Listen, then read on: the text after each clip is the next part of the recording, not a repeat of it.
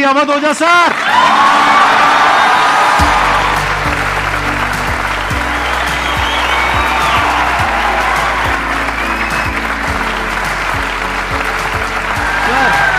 Hello sir, क्या हाल चाल?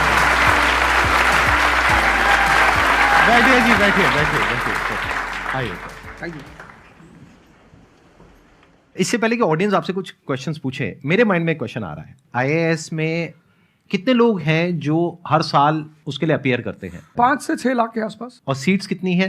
1000 approximately. तो जिनका हो जाता है उनके बारे में तो सब बात करते हैं, जिनका नहीं होता है, जिन्होंने पूरी जान लगाई और जिनका नहीं हुआ, उनका क्या होता है? उनके रिश्तेदार उनकी चिंता करते हैं।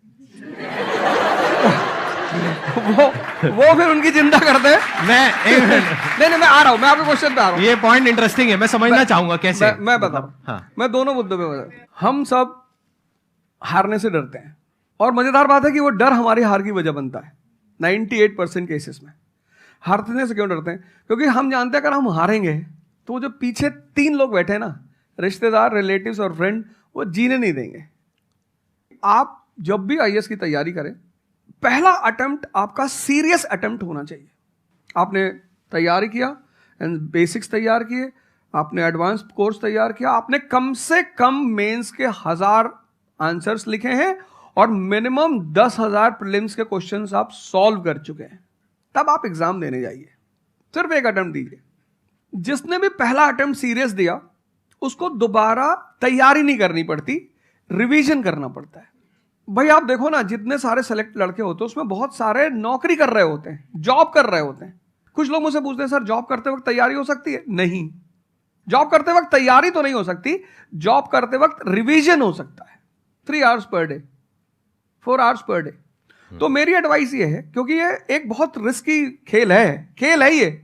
मैं खुद ही बाहर हुआ, और फिर मैं कितने लोगों को देखता हूं जो 5-5, 6-6 अटेम्प्ट के बाद बाहर होते हैं। तो जिनको भी इस गेम में शामिल होना है, एक अटेम्प्ट सीरियसली आपका होता है, बहुत अच्छा है। आपको मैक्सिमम रिस्क लेना है तो आप 2 ले लो, उसके बाद आप अपना काम शुरू करो, जो आपका सेकंड लाइन थॉट था। कोई लॉयर बनना चाहता है, कोई मेडिकल लाइन में जाना चाहता है, कोई मतलब जो भी आप एंटरप्रेन्योर बनना चाहते हैं, आप करो, लेकिन अपने वो रिवीजन वाले 4 आवर बचा के रखो। आपने कितने अटेम्प्ट्स दिए थे सर? 4 अटेम्प्ट्स आपने दिए थे। और आपने कहीं से कोचिंग ली थी, यानी लाखों रुपए दिए थे कोचिंग में? नहीं, तब लाखों नहीं थे, तब हजारों थे। अच्छा, हजारों रुपए आपने खर्च करे थे, और आप एक मिडिल क्लास बैकग्राउंड से थे। तो टोटल 4 साल में आपका कितना पैसा लग गया होगा? रहना, खाना, पीना, और आपने तो पूरी तैयारी करी होगी, साथ में कुछ और नहीं किया होगा? I think so. कुछ नहीं किया, बिल्कुल। तो कितना आपका 4 साल में अच्छा खासा पैसा? 5-6 लाख रुपए लगे। 5-6 लाख रुपए उस समय लगे। आज के समय पे अगर किसी को कोचिंग लेनी है तो आई थिंक इससे 3-4 गुना, 5 गुना आराम से लगेगा। आराम से लगेगा। तो 15-20 लाख रुपए उस इंसान का लग गया, और वो है एक मिडिल क्लास बैकग्राउंड से। अब वो कहीं ऐसा तो नहीं कि वो ना यहाँ करा ना वहां करा 4-5 साल बाद? हाँ, वही मैंने कहा कि अब आप, जब हमारे समय तो ठीक था, अब आप रिस्क पूरा नहीं ले सकते। You have to be cautious. अब इनको कॉशियस होना पड़ेगा कि ठीक है, जैसे बड़े सारे लड़के क्या करते हैं, वो 1-2 अटेम्प्ट ऐसे ही देते हैं। अब तो इनके पास 6 अटेम्प्ट है। ओबीसी हैं तो और ज़्यादा है, SC ST हैं तो और ज़्यादा है। और मैं कहूँगा आप किसी भी कैटेगरी से आते हैं, आप 2 अटेम्प्ट से ज़्यादा कभी मत मानिए। ये पॉइंट बहुत अच्छा है कि आइडियली आपको अपने माइंड में ये रखना है कि एक ही अटेम्प्ट है मेरे पास में, मैक्सिमम अगर आपकी फैमिली अफोर्ड कर सकती है तो 2 अटेम्प्ट है। उसके बाद में अपने काम पे ध्यान देना है, और इसको एज अ रिवीजन की तरह देखना है, मतलब इसको साथ साथ में चलाना है। ये नहीं कि अपने 5 साल या 6 साल लाइफ के सारे यहीं निकाल दिए और सारा पैसा घर वालों का लगा दिया, या उन्होंने खेत बेच दिया, या लोन ले लिया। ऐसी बहुत कहानियां मैंने सुनी है सर लोगों की, और बहुत ही दर्द होता है ऐसी कहानियां देख करके। ऐसे लोगों की जो कहानियां हैं वो उसको सुन करके बहुत ही बुरा लगता है अंदर से। चलिए आगे बढ़ते हैं जी। Sir, I wanted to ask how to fight the basically fear that we feel. Like there are many fears that we face, not only in studies but in each aspect of life. There is some kind of fear. How to fight that? How to come back? How to have that courage in life? Fear बड़ी प्यारी चीज है। हमने कुछ words को बड़ा negative बना लिया है। जैसे अब बच्चा है 2 साल का, उसको तो फियर होता नहीं, उसे कुछ पता नहीं, उसने कोबरा देखा, जाके पकड़ लिया। वो तो बाद में घर वालों ने देखा तो पता चला कि भैया कोबरा पकड़ के घूम रहा है। लेकिन हम बड़े हो गए ना, अब हम कोबरा देखेंगे तो वो हमारी बॉडी की जो मैकेनिज्म है वो हमें वार्न करेगी, अलर्ट करेगी। That is natural fear. वो अच्छी चीज है। जिस चीज की आप बात कर रहे हो वो फियर नहीं है, वो ओवर थिंकिंग है। आज का जो युवा है वो फियर से परेशान नहीं है, वो ओवर थिंकिंग से परेशान है। अब ये ओवर थिंकिंग क्यों है, उस फैक्टर पे आते हैं। ओवर थिंकिंग की वजह क्या है? ओवर थिंकिंग की वजह यह है कि आज का समाज इतना एक्सपैंड कर चुका है। You are outside your house, तुमको तुम्हारी दोस्त मिल गई कि मैं कल लंदन से आई, क्या लाइफ है लंदन में यार, और मैं तो ये कर रही वो कर रही। आपको लगा हम ही पागल है यार, IAS की तैयारी कर। फिर शाम को किसी फ्रेंड का फोन आ गया कि मैं तो अब ऑस्ट्रेलिया जा रही हूं, मैं तो वहीं सेटल हो जाऊंगी। 90s में हमारे पास इतने स्कोप नहीं थे। हमारी जो लाइफ थी वहां ओवर थिंकिंग इसलिए नहीं थी, आपने भी सर देखा होगा, क्योंकि हमारे पास इतने स्कोप नहीं थे। आज तुम्हारी जनरेशन में यू हैव मल्टीपल फील्ड्स, मतलब इतने सारे फील्ड्स ओपन है। तो जब तुम घूम के चारों तरफ देखते हो और तुम देखते हो कि तुम्हारे ही साथ के लोग बड़ी सारी फील्ड में एक्सेल कर रहे हैं, काम कर रहे हैं, अर्न कर रहे हैं, तो तुम्हारा दिमाग भागना शुरू करता है। फिर क्या होता है, हमारे पेरेंट्स हमसे ज्यादा ओवर थिंकिंग करते हैं, क्योंकि बड़े हमको लेकर कॉशियस होते हैं। हाँ। एक हमने ओवर थिंकिंग की, हम अपना संभाल लें किसी तरह। हम घर के अंदर गए, मम्मी रो रही है कि वो निशा मिली थी, 20 लाख का पैकेज है उसका। दूसरा प्रेशर तुम्हारे ऊपर आ गया। ये जो प्रेशर हम मल्टीपल फेस करते हैं, तो एक तुम्हारा प्रेशर, एक माँ बाप का प्रेशर। पता लगा बुआ जी ने रात में फोन कर दिया, क्या कर रही हो जी?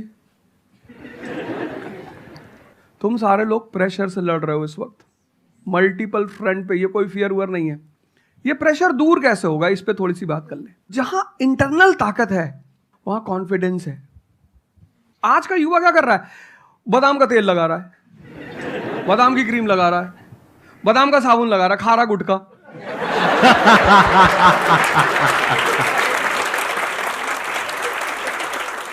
आप लोगों को चूंकि हर तरफ प्रेशर झेलना है, तो प्रेशर झेलने का सबसे अच्छा तरीका होता है इंटरनल पावर। तभी तो मैं जहां भी जाता हूं एक चीज रिपीट करता हूं, योगा करो, ध्यान करो। ध्यान करोगे मन ताकतवर हो जाएगा। सर, आपने जैसे कि अभी बोला कि मेंटल स्टेट के लिए एक्सरसाइज करो, योगा करो। तो पहले तो मैं फिजियोथेरेपिस्ट हूँ, ठीक है। मैं सुबह से मतलब योगा या एक्सरसाइज मेरा डेली रूटीन है, करना भी और कराना भी। उसके बाद भी at the end of the day मैं डिप्रेस हो जाती हूँ। ये नहीं कि मन नहीं लगता, इस चीज़ में ही मन लगता है, फैमिली से भी पूरा मन लगता है, ठीक है। उसके बाद भी end of the day depress हो जाती हूँ। तो उसको डिप्रेशन कैसे कम करी जाए? हम किसके साथ रहते हैं वो बहुत इंपॉर्टेंट है। मेरे एक दोस्त मेरे साथ आ रहे थे आज से करीब 7-8 साल पहले, धौला कुआं से। रात का टाइम था और हम दोनों, मैं गाड़ी चला रहा था, हम इंडिया गेट के सामने से निकले तो उन्होंने मुझसे कहा कि अब हम बुढ़े हो गए हैं। मैंने गाड़ी रोकी, मैंने कहा उतरो। तो उन्होंने कहा कि क्या हुआ? मैंने कहा उतरो, तो उतरो जरा। उतर गए, मैंने दरवाजा बंद करो, चले गए। आज तक मैंने उनसे बात नहीं की। वो सब पूछते हैं आज, अब तो खैर बात ही नहीं होती, पर वो बहुत उन्होंने कोशिश की कि अवध क्या हुआ? तुम दिन भर अपने आप को मोटिवेट करती हो, काम करती हो, जब तुम वापस घर में आती हो, अपने समाज में जाती हो, तो सब तुम्हारे मेंटल स्टेटस का थोड़ी है, वो तुम्हारी सारी ऊर्जा को खींच लेते हैं। इसीलिए तो माँ बाप हमारी संगत पे बड़ा ध्यान देते हैं। तुम्हें लगता होगा कि माँ बाप कितने बदमाश हैं, माँ बाप भगवान हैं। उनका एक्सपीरियंस तुम अपने दोस्तों को लेके जाया करो उनके सामने।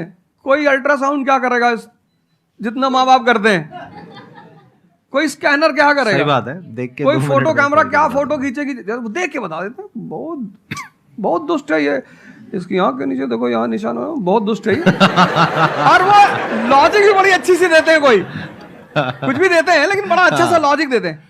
तो ये हमारे साथ होता है। इसलिए हमें पहले गुरुकुल भेजा जाता था, और आज की हमारी सोसाइटी इसको सिर्फ नेगेटिव दिखाई पड़ रहा है। मैं अभी अब घर गया था, हमसे लोग कह रहे भैया 24 का चुनाव लड़ोगे? मैंने कहा यार पॉलिटिकल पार्टियां कह रही कि तुम सीधे प्रधानमंत्री बन जाओ। अननेसेसरी परेशान किए हुए, अननेसेसरी दूसरों से मत। और ये एक जगह का नहीं है, ये यूनिवर्सल हो चुका है। तुमने कह दिया कि मैं आईएएस की तैयारी कर रही हूं, अरे नहीं होता किसी का। तिवारी जी की लड़की दी थी, 2 साल बाद पागल हो गई। तुम इतने डिप्रेस समाज में रह रहे हो। वो तो महेश्वरी जी जैसे लोग हैं जिन्होंने बहुत लोगों को जिंदा कर रखा है।